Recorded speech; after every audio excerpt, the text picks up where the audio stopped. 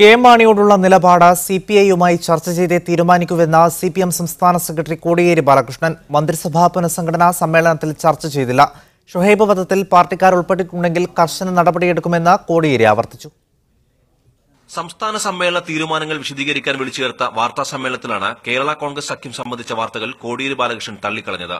ഇക്കാര്യത്തിൽ ഒരു തീരുമാനവും പാർട്ടി എടുത്തിട്ടില്ല.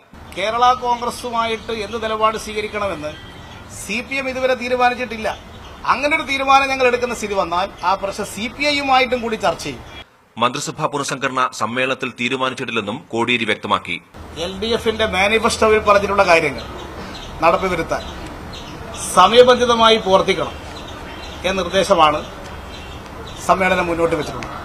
അതിന്റെ അടിസ്ഥാനത്തിൽ പുനഃസംഘടനയൊന്നും സംസ്ഥാന സമ്മേളനം തീരുമാനിച്ചിട്ടില്ല. ഷുഹൈബ് വധത്തിൽ ആരോപണ വിധേയരായ പാർട്ടി പ്രവർത്തകർക്കെതിരെ നടപടി ഉറപ്പാണ്. ആരോപണ വിധേയരായിരിക്കുന്നവർ പാർട്ടിയുമായി ബന്ധപ്പെടുന്നവരുണ്ട്. അതുകൊണ്ട് അവരുടെ ബന്ധം സംബന്ധിച്ച് പാർട്ടി പ്രത്യേകം പരിശോധിക്കും. ആരോപിക്കപ്പെടുന്ന കാര്യങ്ങൾ ശരിയാണെങ്കിൽ അവർക്കെതിരെ പാർട്ടി കർശനമായ നടപടി സ്വീകരിക്കും. ദേശീയതലത്തിൽ കോൺഗ്രസുമായി ബന്ധമോ സഹകരണമോ വേണ്ടെന്നാണ് സംസ്ഥാന നേതൃത്വത്തിന്റെ നിലപാടെന്നും കോടിയേരി വ്യക്തമാക്കി.